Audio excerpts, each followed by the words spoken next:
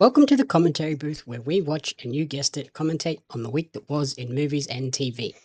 I'm your host and play-by-play commentator Jamie Apps, and each week I'm joined by a rotating cast of color commentators to help you find your next viewing treat.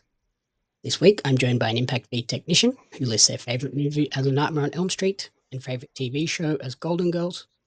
Welcome back to the show, Corrina Mabey. Hello, hello, hello. Exciting time now, heading back into the world of The Last of Us. Again, we're going to be doing weekly episode breakdowns. How are you feeling ahead of this season? And did you go back and rewatch season one? I didn't rewatch season one because I did not have time to rewatch season one because I'm watching Silo season two because I have not seen it all yet. But that's gonna be finished in like 2 days or a day. So no, I And you have also not watched it. smashed through the pit in like a day and a half. I smashed through the pit in like 3 days, okay? Let's not get it twisted. I'm also watching All American Family and Happy Face, both of those weekly at the moment. I've got a lot of things going on in my head, so I did not have time to recap season one. I'm just strictly going off of the recap that they put, out there. And I'm like, yeah, I remember that.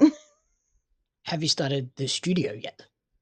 No, because I haven't finished Silo yet, and I told you I need to focus on like one show at a time, and currently I have a bunch of shows at one time. So, The studio looks awesome. I'm about to start Mobland. I've also got Daredevil going on. Uh, Alone Australia season 3. That Happy Face show that you're watching. yeah. I think that's all at the moment. My mom Sure, there'll be started something else that comes out this week. my mom started Moblin. She watched like the first episode or something the other day. I have yet to actually ask her how it was, but I feel like she might have to go rewatch it because I don't think she realized how heavy of an accent Tom Hardy has. Um, and she was kind of when There are times where he's very hard to understand. You're like, what are you saying? yeah, and so I watched like the opening sequence of that show, and it was very full on, and she kind of was just staring at it, and I go, "Are you good?" And she was like, "I don't know what he just said." And I was like, "Do we Turn the need to put the subtitles on. That's why I you was put like, the "Do we need to put subtitles the on. subtitles on?" And she goes, "No, I'm not fucking deaf. I just don't know what he's saying because I can't understand him." And I was like, "Subtitles would That's help." that's exactly why I have the subtitles on. It's not because I'm deaf. It's because I can't understand the half the time. No, I'm with her. I cannot stand subtitles unless it is necessary for me to have subtitles. Like when I'm watching Squid Game, um, I don't no, no, I don't. Squid Game and Alice in Borderland is the only two shows that I watch with subtitles because the voiceovers are awful. Yeah, no. Subtitles all day, every day. No. But this week, like I said, we return to the world of The Last of Us as we begin our weekly episode breakdown reviews of the second season of the HBO adaptation of Naughty Dog's iconic video game series. The second season of the post-apocalyptic television series follows on from the first season almost immediately. Yes. Which that first season debuted in 2023 in January. So it's over 2 years ago since we watched that first season. And yeah, now 5 years after the events of the first season in the show, Joel and Ellie are drawn into a conflict with each other and a world even more dangerous and unpredictable than the one that they left behind in season 1. This season will also introduce us to a new pivotal character named Abby, played by Kaitlyn Dever. We will sort of discuss that as this episode rolls on. Episode 1, titled Future Days. Top level, what did you think of the debut of The Last of Us Season 2? Um, so I don't know how the second game picked up from the first game. But I appreciate that the season two picked up literally right where the first season ended. So if the second game does the same thing, then kudos for them recreating that perfectly. Um, Mhm. I do appreciate It's that. exactly that opening scene is Yeah. exactly how the game starts. Okay, great. So there's no question of like what's going on or like backflashes and things, flashbacks and things like that. So I do appreciate that. Um, I used to like Ellie slightly. I hate her. after this first episode. I think she's a spoiled little brat, and I cannot stand her. And I told you I wanted to punch her in the face, and I still do because she's just. And I get it. Like I have a teenager, and she is a teenager going through those similar kind of things. But at the same time, stop being a little twit and appreciate that you're still alive and that somebody cared about you. Yeah, yeah, that's taken from the game as well. Okay. There are a few sort of changes in order to fit the medium this Okay. time around. Like, so this first episode introduces us to the gamut of characters, not just focusing on Joel and Ellie, Yep. which is different from the game. So in the Okay. game, it's basically split into two halves. Okay. So the first half of the game is the Ellie and Joel story Okay. and what happens with them. And then halfway through the game, it basically rewinds back to the start, Okay. but follows the Abby character and how they end up. These two stories converge into the one point, and then we get to that point, and then it continues on a little bit further. I do remember that being told to me that I remember somebody telling me that that's how it was. It was like part one of the game and then part two of the game and then they collided. And I was like, and everybody lost their minds. Everybody that I know that played this game, they absolutely lost their mind that they were able to play that other character and have it like line up like that. So I do recall Yeah, because when I was playing, I was like, okay, I'm getting towards the end here. This is the end, and that. then Hmm. it's like comes up this on the screen like day one, and you're like, what, what? And yeah, you go back and replay through the days again to get to that same convergence point. But obviously, with a game, that works because you're playing as a specific character, getting their perspective, Right. and sort of building a connection with all of them. So, like you said, with Ellie, we sort of see her being a little bit of a dickhead, Hmm. being unappreciative of what Joel has done for her. And then we switch and we go to Abby, and it's like you hate her initially, but then you start to build a bit of empathy with her and like understand like why she is the way she is. And then Hmm. they converge, and then you've kind of got a connection to both of them and go from there. Okay. Obviously, with TV, you can't do that. Right. Like they couldn't do half a season of Ellie's story and then wait, we're going to rewind and now do the same events but from the opposite perspective. That wouldn't work in TV. No, it works in movies. Like some movies it works, but with TVs and like having continuous weekly episodes, that would just get hella confusing. Like everybody would be like, what the fuck? Yeah, yeah. So with this one, like we're very early on introduced to the Abby character. Like we Hmm. go from that opening scene where we finish the conversation between Joel and Ellie above Jackson, and then they go into the town, Yeah. and then it like does a white fade across to seeing giraffes in the city, and then we pan across and we see this group that's kind of unknown at a makeshift cemetery, Yeah. and then that's where we're introduced to Abby and her crew. Hmm. Uh, During that scene, we learn that Joel is Abby's target for revenge 3 days after everything that happened at the hospital. Hmm. Although she's talked into going to Seattle first before pursuing Joel because they need supplies and Right. sort of some assistance. But she only agrees to that as long as her group agrees that after that, we're going to find Joel and we're going to kill him slowly. Yeah. Like I said, this is a big change to the game because in the game, we don't understand that that's her connection to Joel. Like that hatred and revenge aspect is not known until we start to play as Abby and how she gets to that point. Gotcha. So yeah, it kind of changes the delivery of the story and takes away that empathetic bond that we do get with her in the game. Hmm. So it'll be interesting to see how that changes things and alludes to things that are yet to come. But Yeah. what did you think of sort of Abby character so far? They don't go into a whole lot of detail about her. Like she's there and you understand and feel like her rage. Um, so I get it. Like it's a revenge thing. Like obviously she feels like she like Joel is public enemy number one, which is understandable, but she also doesn't see things from Joel's point of view. So It's hard to get a read on her actual character because this episode doesn't focus mainly on her. It mainly focuses on the quarrel between Joel and Ellie right now. So I'm interested to see how Abby's character develops, especially with not having any information or knowledge about her character from the game, other than the fact that, there's controversy around her character, or there was controversy around her character when it first debuted the game. And yeah, that's really about all I know But about it. totally wrong reasons though.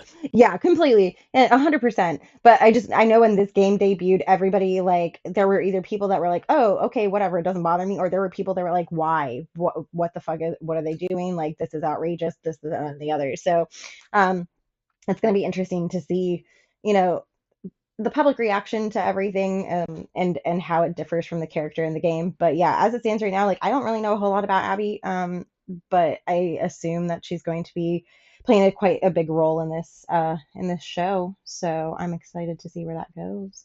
Yeah, because they don't reveal a lot. They just sort of, yeah, they say that that she wants revenge on Joel.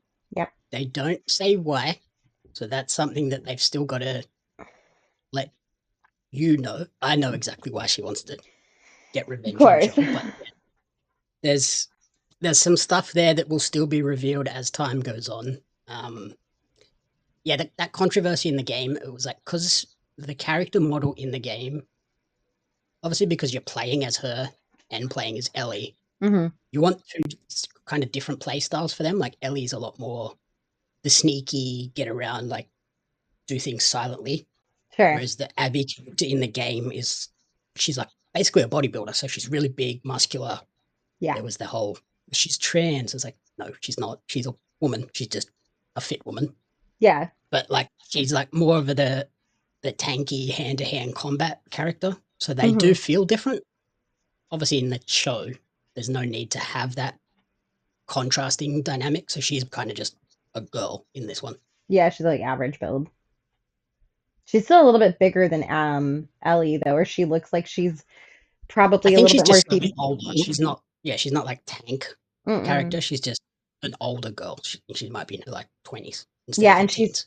she's seen a lot more shit. Like you can tell like her character has been through a lot more than Ellie's like minor scuffs slash interactions with the outside world and what's going on. So yeah, then we do a time jump to 5 years later, which gets us to where the actual story is going to go.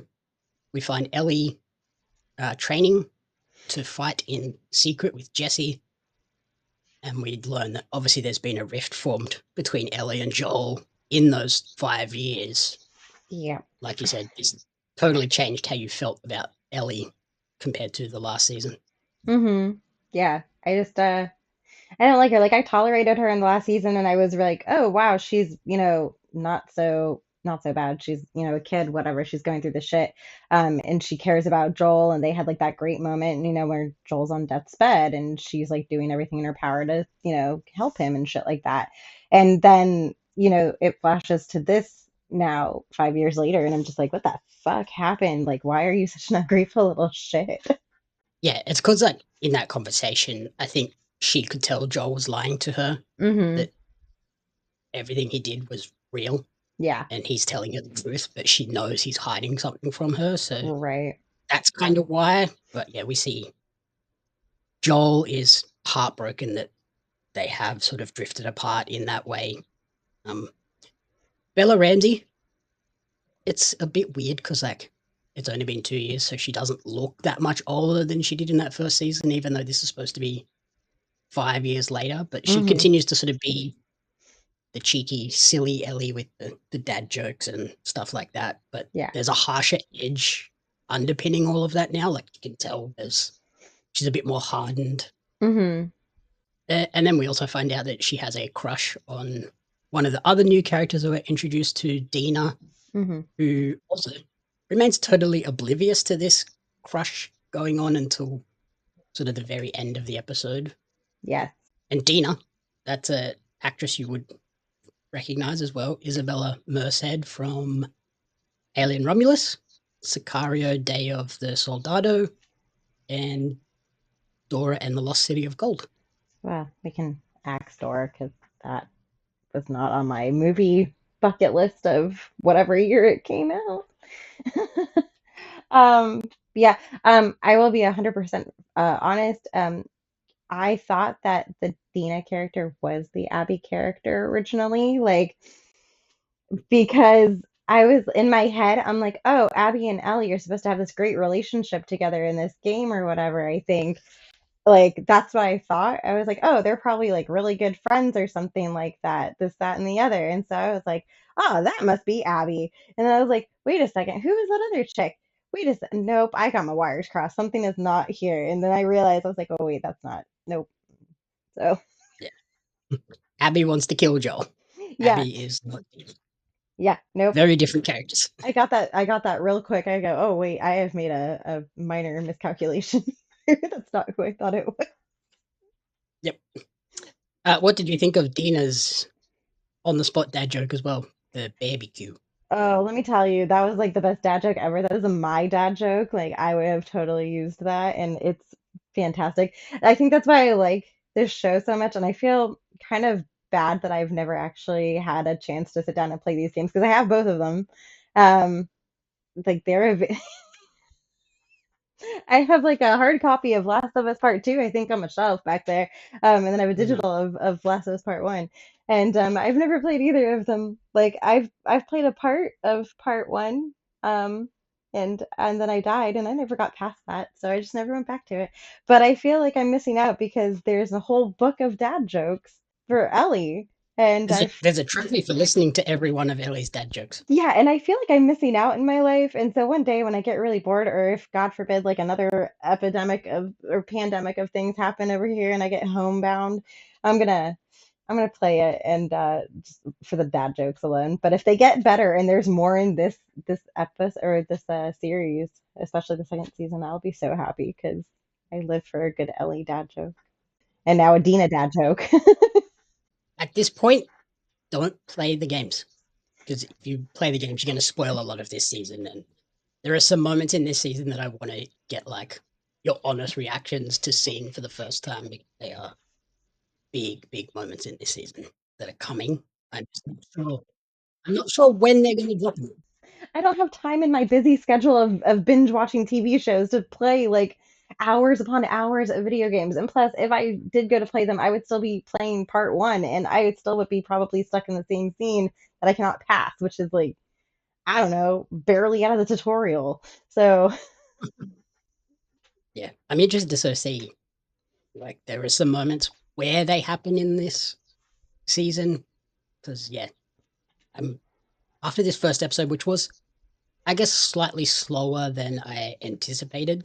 okay. I expected it to sort of ramp up a little bit quicker, but I think it was also like we said, it's 2 years or over 2 years since we saw that first season, Yeah. so maybe they tamped the brakes a little bit for this first episode, just reset the scene, and then like really twist and change the themes for this as well. Because that first season is all about love, what someone will do for their loved ones, Yeah.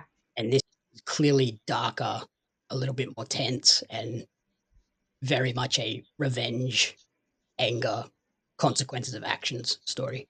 Yeah. I think that the the whole like scenery, the background, the environment that they're in with it being like cold and like there's like just like a lot of like winter elements and stuff like that versus the beginning of season one where it was still like springtime and everything was green and like lush and stuff like that. I think that also um, gives like a great kind of element to it being a darker season and a darker tone at that. Because when you think of like dark tones, you're thinking of like cold and desolate places, not springy, happy flowers everywhere. Yeah, yeah, like it's a visual indicator of the change in theme for this Yeah. season. Like that first season and even the first game is split into seasons. So like Hmm. seasons indicate how you should feel in this time, and then this one is all winter. It's all Yeah. dark. It's all cold. It's all bleak. And it's like, oh no, this is a bad story. Yeah, it's like very depressing in a sense. But it's good because I feel like it just helps you understand the characters and their transitions and what they're going through emotionally too. Are you a trading card collector or a fan of Australian pro wrestling? If so, you're not going to want to miss out on the limited edition Australian wrestling cards. Each set includes 50 packs of 10 cards, including some of the country's top wrestling talents like Robbie Eagles, Shane Haste, Madison Eagles, Hartley Jackson, and they have Shaza McKenzie listed, although she is not a favorite. The velocities, and a lot more. There's wrestlers, referees, announcers, commentators that are featured, giving you a full appreciation of the Australian independent scene. The cards sold out a lot faster because cards are hot right now, as I'm sure Jeremy Lambert will tell you. But you can order your Australian wrestling cards now at Pario Magazine. That's PARIO magazine.com.au/AUS WRES cards. Follow Australian Wrestling Cards on social media at AusResCards for updates. Join the hundreds of fans who have already discovered the excitement of Australian wrestling cards. And on Dina, like we see that she has like a warmer relationship with Joel. She's kind of surrogate become the Ellie for Joel now that, Mm-hmm. that they're having that little bit of a rift. We see Joel undergoing therapy as well to try and solve the issue. Yes, Therapy that he's paying for with shitty weed. yes. Uh, so my favorite character has been introduced into this series, and I didn't even know she existed. But she's fucking fantastic. I love her. Catherine O'Hara as Gail. Yes, my queen. Oh, my queen from everything. Like I love Catherine. I've loved Catherine O'Hara since I was a little kid and saw her in Beetlejuice, and then I grew up watching her, and then I grew up more adult love for her when I watched her in Schitt's Creek. So she has evolved into so many different characters, and she wears many hats. But the fact that she is like a drunk high therapist is fucking phenomenal, and she's so blunt. Yeah, she's not a soft gloved therapist. She's like hard truths of just like, you're being a dickhead. Yeah, like stop. Like this is what you're doing. This is why they're acting like this. Just fucking stop. And that scene I thought was brilliantly acted as well. Like Pedro and Catherine are brilliant in that scene, conveying a ton of emotion with really not that much dialogue. There's probably like 3 lines of dialogue in that whole thing. It's all just facial. Yeah, and they have great chemistry. You know, if someone has good chemistry if they can literally just take a script of 3 lines and make it that great. Because that was such a great scene. Like I said, I love that scene. It's one of my favorite scenes from this entire episode so far. Is that they acknowledge each other's presence. They acknowledge that she hates him, but she's still gonna like Mhm. help him go through his motions. So yeah, I love that whole scene. Yeah, and there's like a line in there that really stood out too when Gail asks, "What did you do to her? Did you hurt her?" Like trying to pry into why they have this rift. Yeah. And uh, Pedro's delivery of the line, "No, I saved her." Hmm. Such a powerful line, and the way he delivers it, just oh, it's a heavy line, but it's also like you can feel his like heart tearing apart because she doesn't appreciate what he's done for her, I guess. Yeah, absolutely. And I think Pedro, like, just from sequences and bits and pieces that I have seen of Joel in the games, I feel like he really does embody that entire character like so well. Whether it be his facial responses or just like the way he says lines, it's not just like him speaking, from a script. He like literally throws everything into it. Mhm. Yeah, this is definitely a character that he like loves the role, putting a lot of effort into it. Sure. I remember when he was first cast, people were like, "Oh, why didn't we just cast Troy Baker, who is Joel in the Hmm. games?" But I'm glad they got Pedro. Pedro's freaking awesome. I feel like if they had cast the original Joel and the show did not live up to the gamers' expectations, which I know there are a lot of people who play the game and they don't like the show, they think there's just too many differences between the game and the show. I think they would have been pissed even more that they had cast the original Joel and did him dirty or something like that. They would have come up with some other stupid excuses to hate this shit. So I'm glad that they decided to go with somebody different. In terms of like capturing the game feel as well, there was a few scenes where I was like, "Oh, that's very much like a video game scene. Mm-hmm. Namely, when Ellie's finished training and she walks through the barn doors and like opens up into a bustling Jackson downtown. Yeah. I was like, that's like the classic Fallout exit the vault moment Mm-hmm. in a game where you're like, okay, I've done the tutorial. Now I'm into the open world. I can breathe. Yeah. I'm gonna go explore. So yeah, that was a cool little scene. Like it's a nothing scene, but it's Mm-hmm. just like, yeah, this is a game adaptation. Yeah. Uh, and then the other scene that really captured it was we get the Ellie and Tommy up on the ridge sniping infected, which Yeah. is a scene from the game, which is a very fun scene as well. Like Yeah. introduces the concept of a sniper rifle in this world now, because previously it was just like shotguns, a rifle, pistols, Yeah. and that's Just a Molotovs. That was pretty much your only offensive weapons. Yeah, I feel like I know where I went wrong in this game because I was trying to just like knife everything initially. Like I was afraid to run out of bullets, so I was just like knifing things like crazy. And I was like, there's probably going to become a time in this game where I am not going to have a knife as an option to kill things anymore because I'm going to die first, and that's pretty much what happened to me. Mhm. So Yep. I'm glad that Unless the you sneak up on something, don't try and knife it because it'll destroy you straight away. Yeah, I'm glad that the show has though evolved and showing that like people are, they have weapons or they've manufactured weapons on their own and they're still like they're evolving as a human species again almost because they're having to start from bottom of nothing and again. So it's interesting to see how the weaponry is even evolving and their methods of hunting and dealing with the infected are going to be evolving as well. And on that, like evolving and developing new weapons, we see in Ellie's like garage studio that she has now, we see her at a crafting table where she's working on her guns. Yeah. That was a major part of The Last of Us Part 2, the game where you could go in and you could upgrade your weapons, you could upgrade kit and stuff like that. So that was Nice.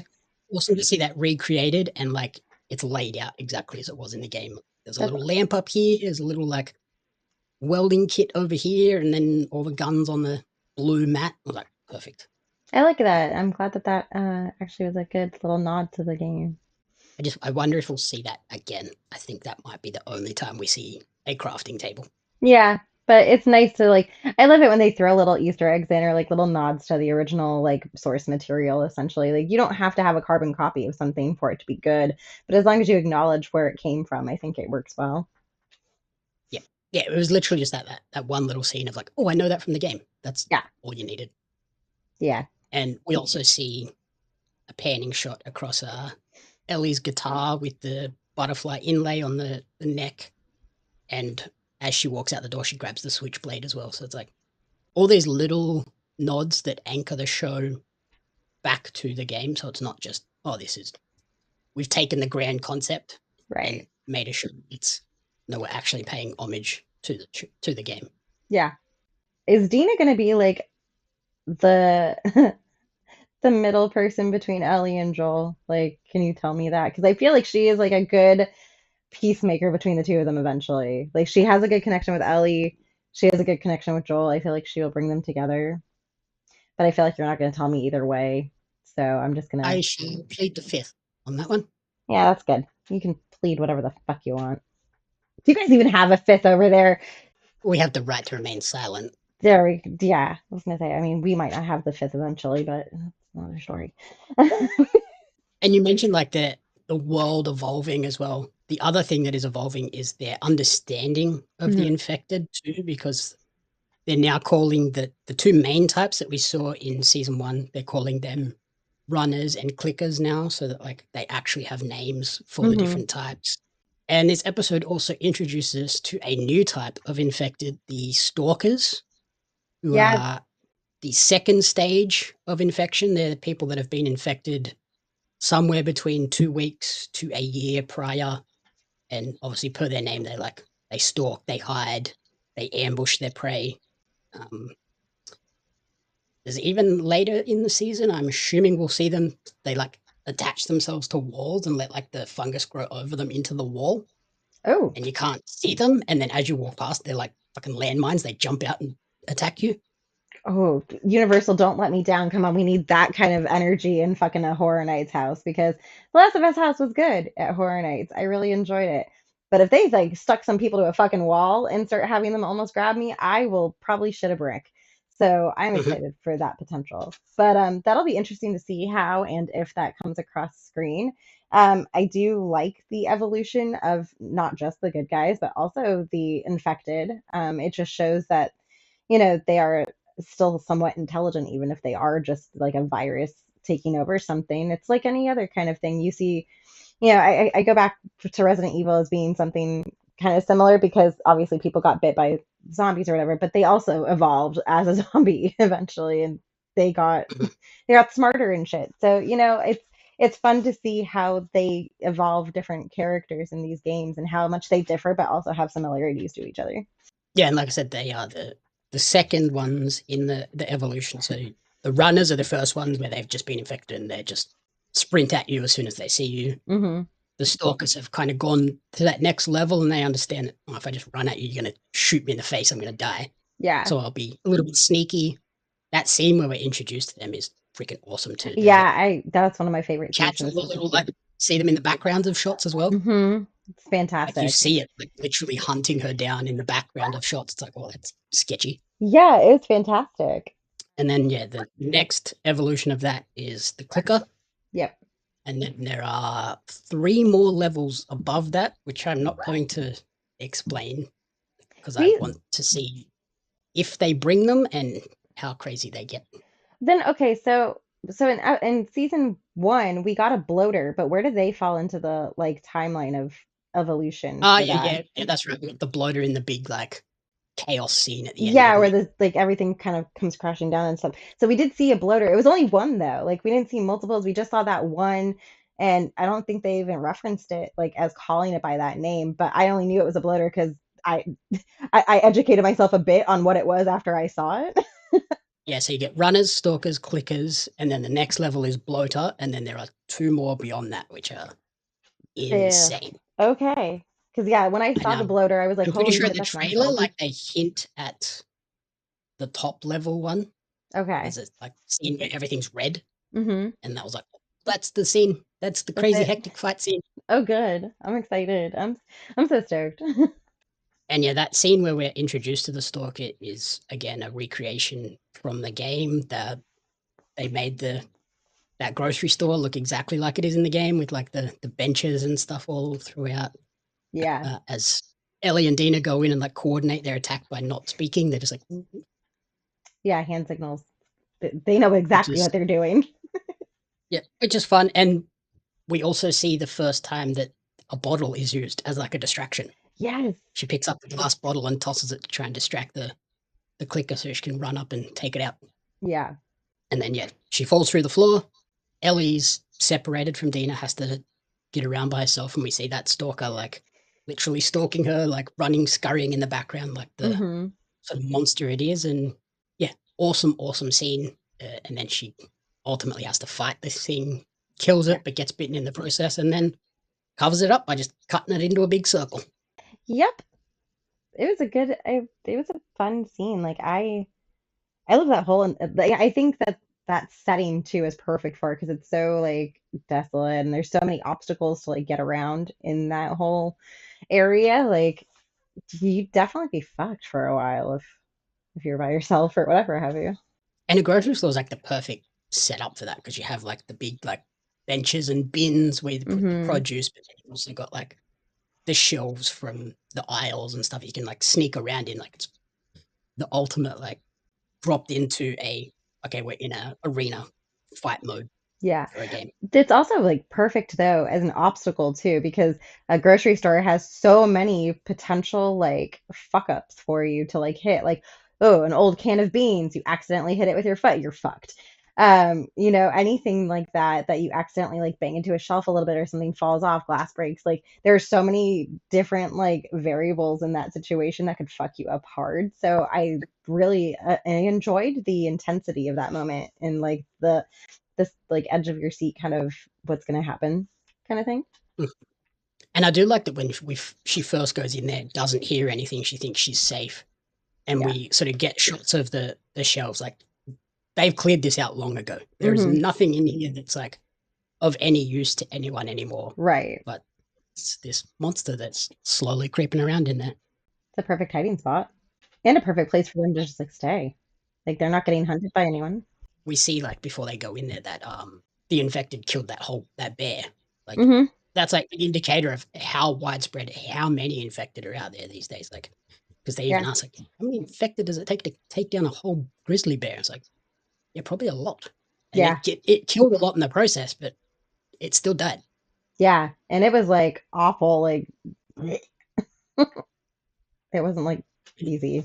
I wonder. Yeah, I don't think it does. Like, it'd be interesting to see if like they twisted it and made like the cordyceps be able to take over animals, but yeah, it doesn't. It only takes over humans. 'Cause Yeah. imagine an infected bear. That'd be scary. Isn't there a part 3 game coming out or something like that eventually? Like, isn't that a thing? It's They in haven't. the They haven't confirmed. oh. I was like, that would be an interesting twist if they decided to evolve the infected and go down that path. But it might be too much too. When the first game finished, I was like, okay, we're done. We don't ever need to come back and revisit this story. Hmm. And they brought out part two, which I loved. It was awesome. But at the end of part two, we now need a part three. We can't just close it out now. We need that final game to It's got to really be, solidify it. yeah, it has to be like a completed trilogy almost for it to make a whole sense and easy. Like it's got a good conclusion, like solid ending, but there is a lot more questions left open. Like now what? Yeah. In terms of conclusions, the episode closes with a New Year's Eve dance, which again perfectly recaptures a scene from the game, as well as recreating the E3 reveal for the game in 2018. They like recreated that barn scene for the dance, and that's they led everyone into this room, and then Hmm. that's where they revealed the game.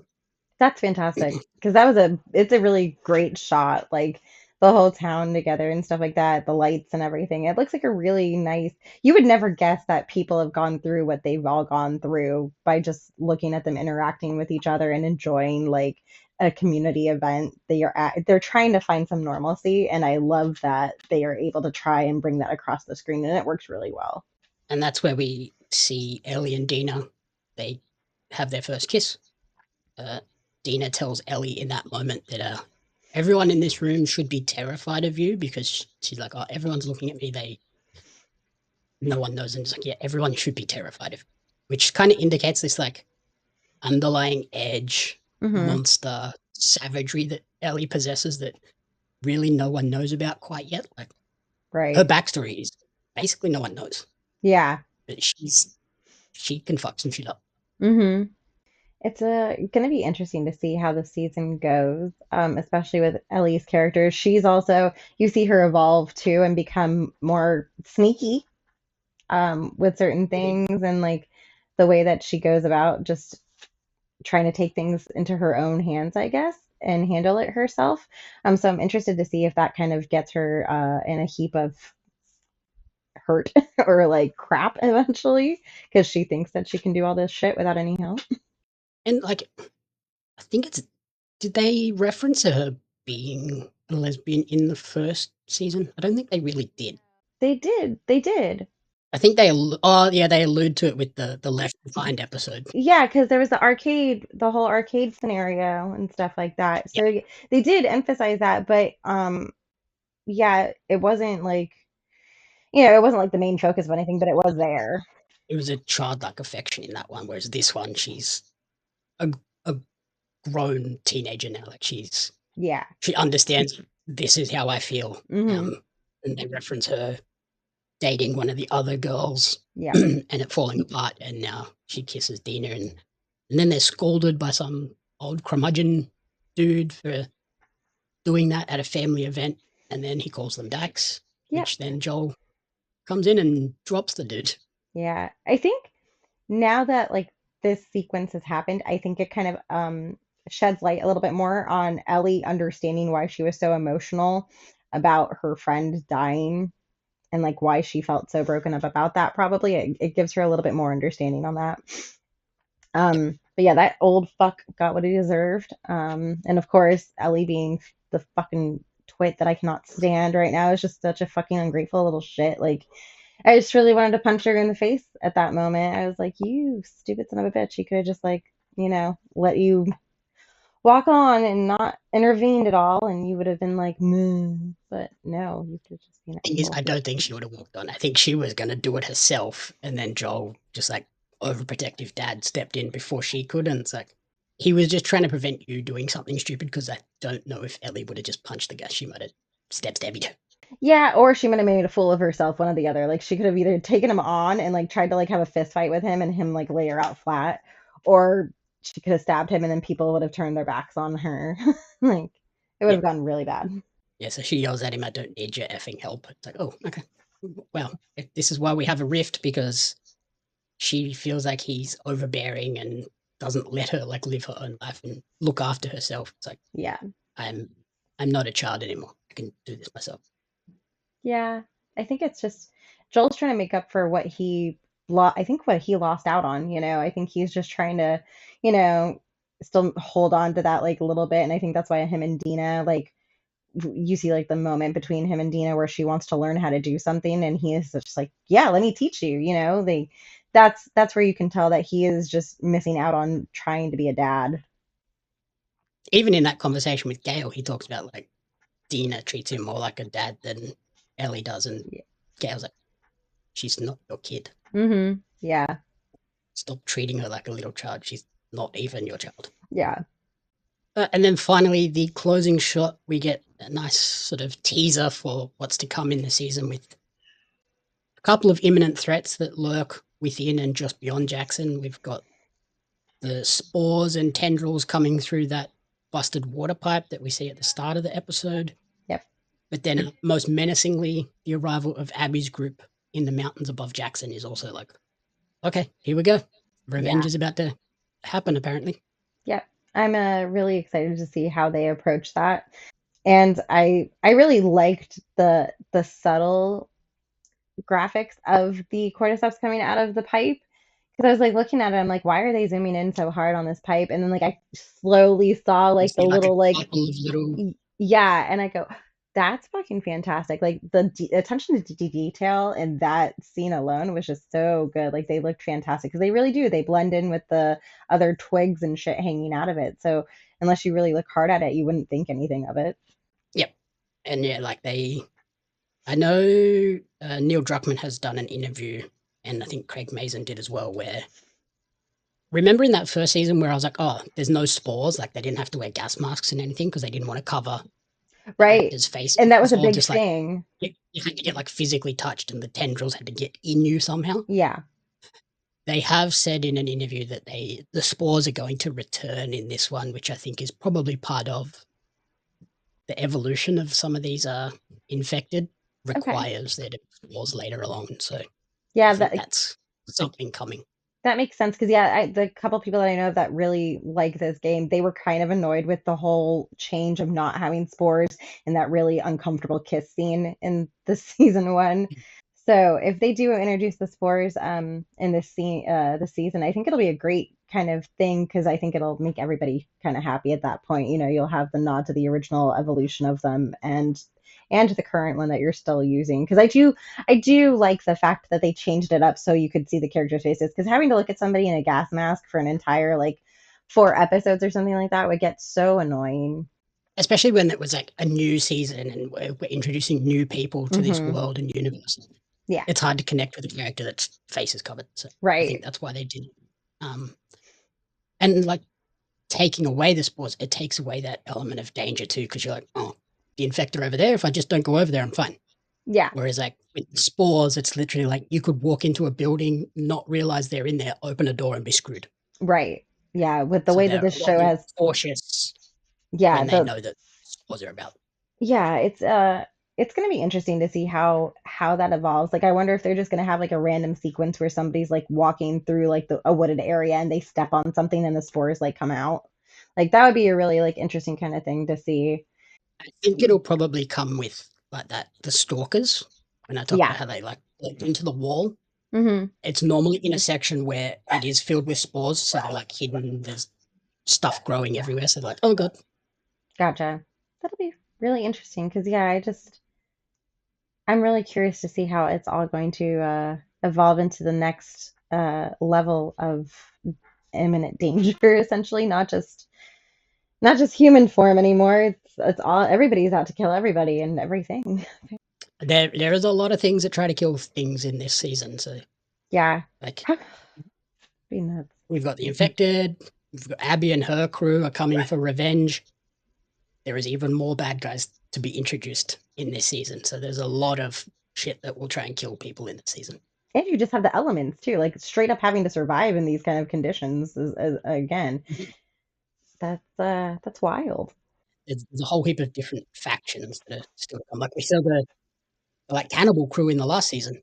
So like Yeah. there's still people like there's still Abby's crew, there's still Joel and his crew, and there's a infected out there, and there's all different types of infected. So it's a It's dangerous kind world. yeah, I was gonna say it's kind of like in The Walking Dead where there's like all of these different groups of people and you don't know who's like gonna be like an ally or who's gonna be like in it for themselves. Like you're just if you're not in our group already, you're a fucking enemy kind of moment. So yeah, Ultimately, the infected are like the least of their worries because at least they're predictable, yeah, and you have no idea what look at people them are and gonna go, "That's a bad guy."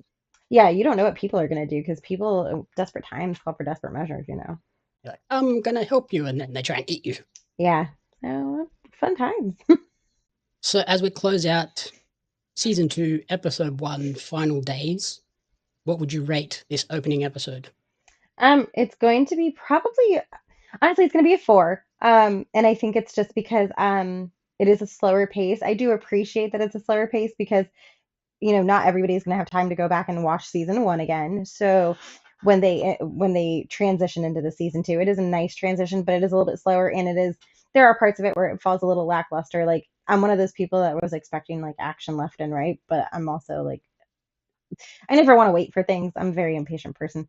Um, so yeah, it'll be interesting to see what happens. But yeah, episode one is probably just going to be a four, and I think that's what happened with season one is that a couple of the episodes were not as strong as the as other ones. So Yeah, I gave this one a 4 as well. I think there will be a lot of people that complain about this first episode being slow because I hmm know there is a major moment that people are like, how are they going to do this? When is it coming? hmm And I think a lot of people are kind of expecting it to be early because in the game it happens very early.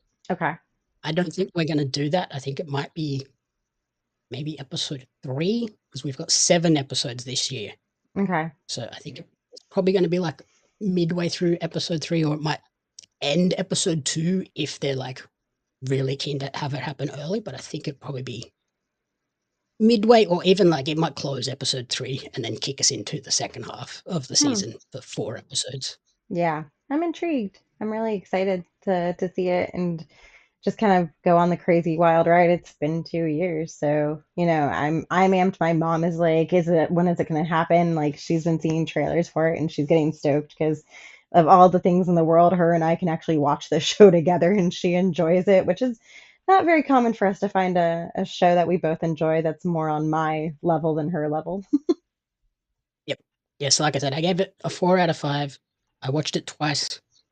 A great opening episode that recaptures that vibe of the first season while also, like I said, pushing it in a new, darker, tense direction.